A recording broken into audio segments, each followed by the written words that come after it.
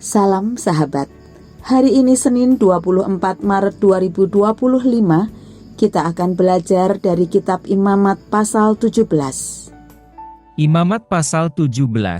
Demikianlah firman Tuhan. Tuhan berfirman kepada Musa, "Berbicaralah kepada Harun dan kepada anak-anaknya dan kepada seluruh orang Israel, dan katakan kepada mereka, inilah firman yang diperintahkan Tuhan. Setiap orang dari kaum Israel yang menyembelih lembu atau domba atau kambing di dalam perkemahan atau di luarnya, tetapi tidak membawanya ke pintu kemah pertemuan, untuk dipersembahkan sebagai persembahan kepada Tuhan di depan kemah suci Tuhan, hal itu harus dihitungkan kepada orang itu sebagai hutang darah, karena ia telah menumpahkan darah, dan orang itu haruslah dilenyapkan dari tengah-tengah bangsanya, maksudnya supaya orang Israel membawa korban sembelihan mereka, yang biasa dipersembahkan mereka di padang, kepada Tuhan ke pintu kemah pertemuan dengan menyerahkannya kepada imam, untuk dipersembahkan kepada Tuhan sebagai korban keselamatan.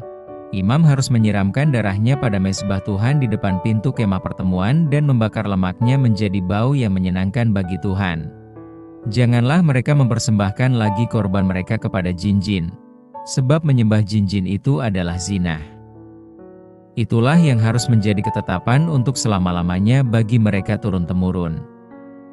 Dan haruslah kau katakan kepada mereka, setiap orang dari kaum Israel atau dari orang asing yang tinggal di tengah-tengah mereka, yang mempersembahkan korban bakaran atau korban sembelihan, tetapi tidak membawanya ke pintu kemah pertemuan supaya dipersembahkan kepada Tuhan, maka orang itu haruslah dilenyapkan dari antara orang-orang sebangsanya, setiap orang dari bangsa Israel dan dari orang asing yang tinggal di tengah-tengah mereka, yang makan darah apapun juga aku sendiri akan menentang dia dan melenyapkan dia dari tengah-tengah bangsanya.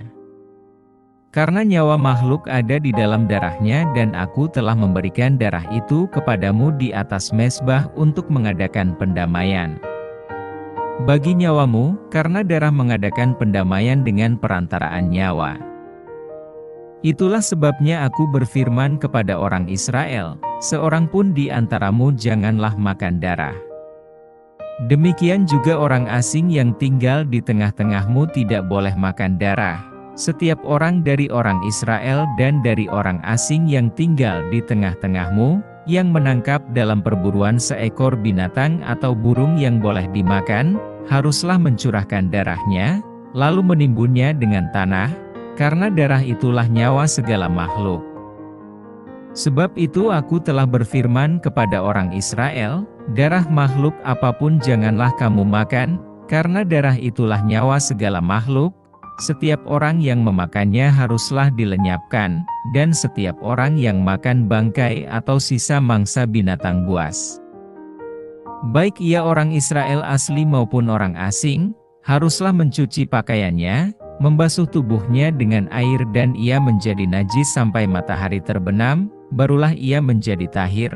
Tetapi jikalau ia tidak mencuci pakaiannya dan tidak membasuh tubuhnya, ia akan menanggung kesalahannya sendiri. Renungan kita hari ini mengambil judul, mengambil yang bukan hak kita. Mencuri pada dasarnya adalah tindakan mengambil sesuatu yang bukan hak kita. Dan kita tahu, mencuri adalah pelanggaran yang patut dihukum.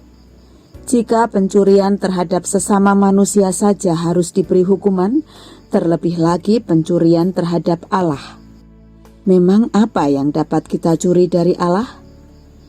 Dalam bacaan hari ini, Tuhan memberi dua larangan yang sangat keras.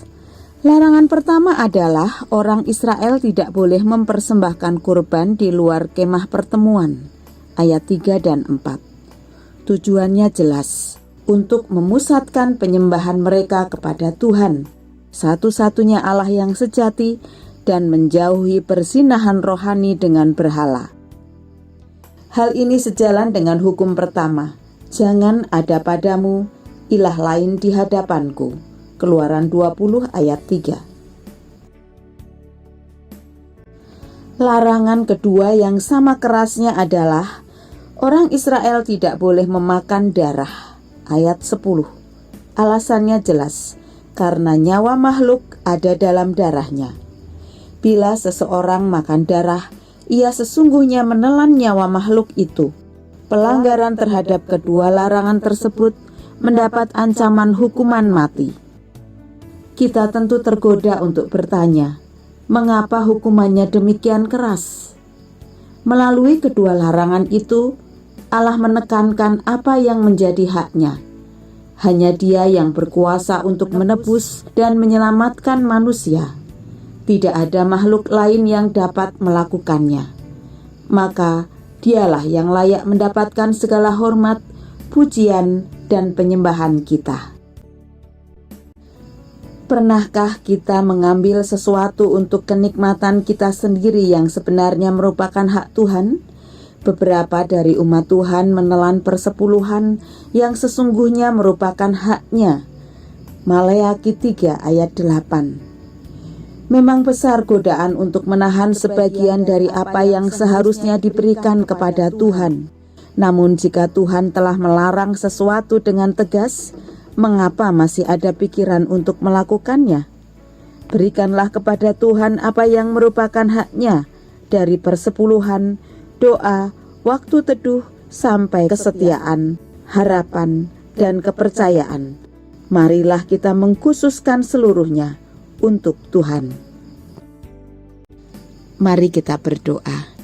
Bapa di surga, terima kasih untuk firman-Mu pagi ini, yang keras dan menegur kami, yang mengingatkan kepada kami betapa besar pelanggaran dan dosa yang kami lakukan di hadapan-Mu.